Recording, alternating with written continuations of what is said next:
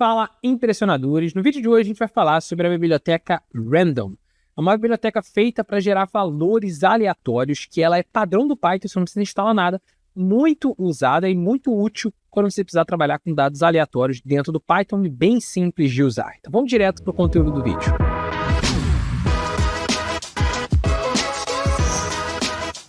Bom, se você gostou da ideia do vídeo, já deixa o seu like, se inscreve no canal e baixa o arquivo gabarito da aula de hoje, que vai ser o arquivo final da aula, onde vai ter um resumo de todas as funcionalidades da biblioteca Random para você poder consultar e ter no seu computador sempre que você quiser.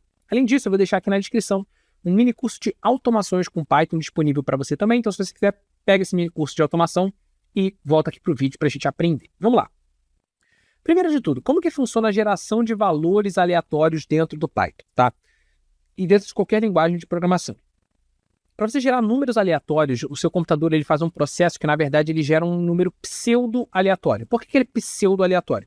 Porque um número genuinamente aleatório, ele é simplesmente... É meio difícil você conseguir definir o que é um número genuinamente aleatório, porque você não pode ter nenhum viés, nenhuma base.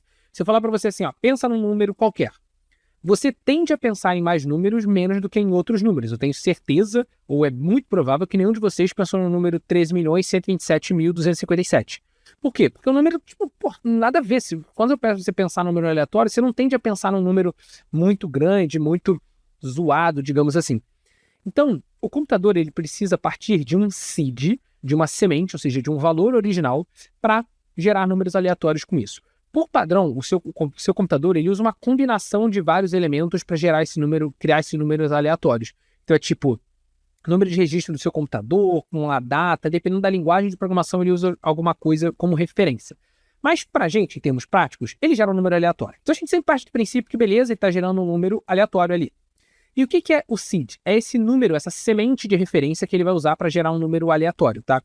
E você pode, ou não, se você quiser, definir qual vai ser esse número, esse seed, tá? Então se eu chegar aqui e colocar aqui seed vai ser igual ao número 10, né? Na verdade, a gente precisa importar primeiro a biblioteca Random, né? Então, import random, que é a biblioteca.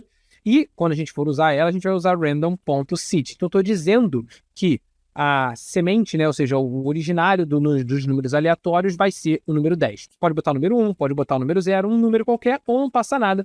Ele vai usar a referência do seu computador. Então, só para você saber o que é esse seed. Seed nada mais é do que a semente da qual ele vai começar a gerar os números aleatórios. E o número vai ser genuinamente aleatório, mas é que ele usa essa semente para fazer meio que umas contas dentro dele para gerar esses números, tá? É por isso que ele precisa desse seed. A gente, em termos práticos, a gente não vai usar tanto assim o seed, mas eu estou explicando para você como é que ele funciona. E a gente vai começar a usar agora números aleatórios genuinamente. Então, a primeira função que a gente tem da biblioteca Random é a função chamada Random. Então, você chega aqui e executa, por exemplo, vai aqui, ó, número aleatório vai ser um random.random, beleza? E aí, olha lá, se eu printar esse número aleatório, você vai ver que toda vez que eu executar esse código aqui, ele vai me gerar um número aleatório diferente. Como que funciona a função random? A função random, ela sempre gera um número entre 0 e 1, beleza? Então, a random, ela sempre vai gerar pra gente um número entre 0 e 1, tá bom? E aí vai ser sempre um float, né, com várias casas decimais e tudo mais, tá bom? Ah, Lira, mas eu quero conseguir gerar um número inteiro entre, por exemplo, 0 e 9, entre 0 e 100, de 1 a 100 e assim vai. Para esse caso, você vai usar a randRange ou a randInt. Qual é a diferença? A diferença é que a randRange, ela exclui o último número que você passa. Então, por exemplo, vou botar aqui, ó, número de 0 a 100, eu vou usar aqui a randRange, random, né? A biblioteca random.randRange, tá vendo? Você vai passar para ela o número inicial e o número final.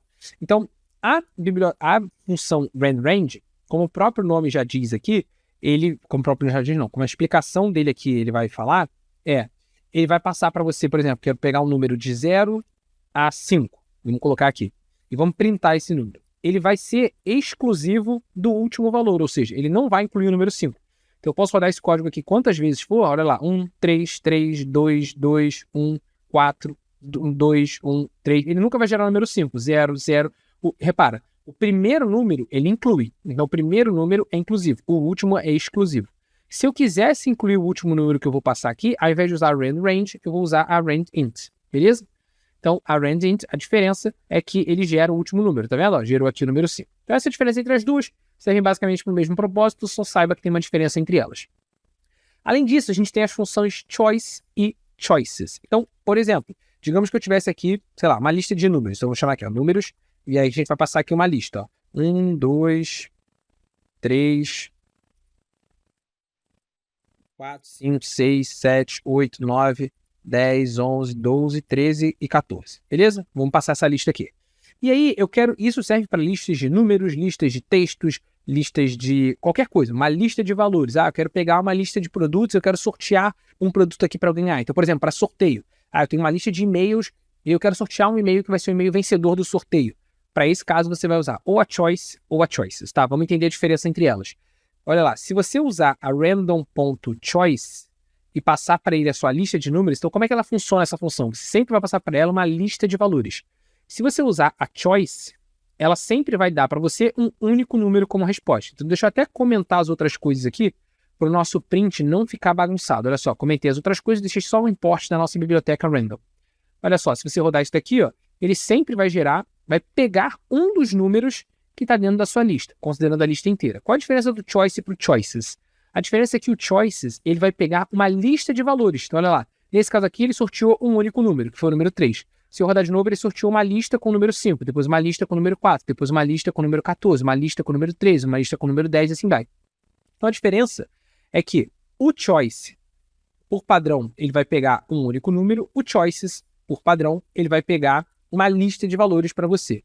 Mas um dos parâmetros, que é o parâmetro mais importante para essa nossa situação, é o parâmetro K. O que esse parâmetro K significa? Quantos itens vão ter nessa lista que ele vai dar para você. Então, se eu botar, por exemplo, K igual a 2, o que significa? Significa que ele vai pegar dessa lista aqui 2 números aleatórios. Então, olha lá, 13 e o 14, o 1 e o 5, o 7 e o 4 e assim vai. Só que, o que pode acontecer com o choices? Exatamente o que acabou de acontecer aqui agora. Ele sorteou o 12 e o 12. O que acontece? O choice e o choices, ele sempre vai olhar a sua lista completa para fazer esse sorteio. Então, se a gente estivesse fazendo, por exemplo, um sorteio de 5 vencedores de um sorteio que você está fazendo, sei lá, no Instagram, você não usaria choices, porque a choices pode acabar sorteando a mesma pessoa mais de uma vez, o que não faz sentido. Então, o choices é quando você quer pegar valores aleatórios de uma lista de valores, mas você sempre quer fazer o seu sorteio, pegar esses valores aleatórios na lista completa. Se você quiser pegar um pedaço dessa lista aleatório, mas que uma vez alguém sorteado, ele não pode participar do sorteio de novo, como por exemplo, estou fazendo um sorteio de um iPhone no Instagram, sei lá. Se você for fazer um sorteio de um iPhone no Instagram, você não quer que a mesma pessoa possa ganhar mais de uma vez. Se você for sortear 5 iPhones, você não quer que o cara tenha a chance de ser sorteado 5 vezes e ganhe 5 iPhones. Você quer sortear 5 pessoas diferentes. Nesse caso, você vai usar a sample. Então, qual a diferença da choices para random.sample? Passando uma lista também, então, por exemplo, a nossa lista de números, e o parâmetro K também, que é quantos itens vão ter nessa lista que você vai sortear. A diferença entre esses dois é que a choices, ela pode sortear 2 números iguais. A sample, ela nunca vai sortear 2 números iguais. Então, você pode rodar isso aqui quantas vezes forem. Na choices, olha só que coincidência, deu dos mesmos números aqui. Mas a choices, ela vai acabar em algum momento sorteando 2 números iguais, é que agora vai ser meio difícil eu conseguir representar isso aqui para vocês. E a sample é garantido que ela nunca vai pegar 2 números iguais. Beleza? Então, essa é a diferença entre essas duas funções aqui, choices e sample. E qual é o que o shuffle faz? Como o próprio nome já diz, shuffle em inglês significa embaralhar. Então eu vou até anotar aqui para vocês, ó, no choices, para deixar aqui no gabarito para vocês, o choices, eu vou falar aqui, ó, pode pegar itens repetidos. Aqui no sample a gente vai colocar sempre itens diferentes. Mas voltando ao shuffle que eu estava falando, shuffle em inglês é embaralhar. Então o que o shuffle faz? Olha lá, eu vou printar a nossa lista de números, e aí depois eu vou fazer random.shuffle a minha lista de números. E olha lá, se eu printar os números agora, olha qual vai ser o resultado que ele vai me dar. Ele tem a mesma lista, só que agora completamente embaralhada. Repara um ponto importante, tá? O random.shuffle, ele edita a lista que você passa para ele automaticamente. Você não faz números, vai ser random.shuffle de números, tá vendo? Ele edita a lista original, tá? Então você só passa a lista para ele de valores e ele edita essa lista original. Agora minha lista original, ela é embaralhada, beleza? E aí existem também alguns casos que alguns de vocês talvez vão querer, galera que for mais para a linha da estatística e tudo mais, que são as variantes de valores aleatórios. Então você pode gerar valores aleatórios de acordo com uma curva gaussiana, com uma curva normal, uma distribuição normal e várias outras distribuições que você pode ter aqui dentro do random. Se você quiser olhar mais a fundo quais são todas as possibilidades, é só você colocar um random ponto e você vai ver aqui, ó, você tá vendo aqui, ó, gamma variate, Expo Variate, todas essas variates aqui são distribuições diferentes. Olha lá, Pareto Variant, de acordo com a distribuição de Pareto, Log Normal Variates, tá vendo? E você tem várias distribuições diferentes que você pode trabalhar aqui em cima, tá? Então, caso você queira usar em algum momento, lembre que existem elas. Eu não vou mostrar exatamente cada uma delas aqui no vídeo, porque aí vai ser bem específico já para a galera que quer trabalhar com isso. Mas as funções gerais da biblioteca Random são essas que eu mostrei para vocês. Então, sempre que você quiser trabalhar com números aleatórios, lembre da biblioteca. Ou números não, né? Números, valores, listas. Trabalhar com informações aleatórias no Python, lembre da biblioteca Random. Inclusive, para gerar uma senha ou alguma coisa do tipo, você pode usar a biblioteca Random. A gente tem um vídeo aqui no canal só explicando como gerar senhas aleatórias de forma eficiente no Python, só falando dessa discussão toda de números verdadeiramente aleatórios, pseudo-aleatórios e tudo mais. Vou deixar o link desse vídeo também na descrição, caso você queira assistir. Um grande abraço e até o próximo vídeo.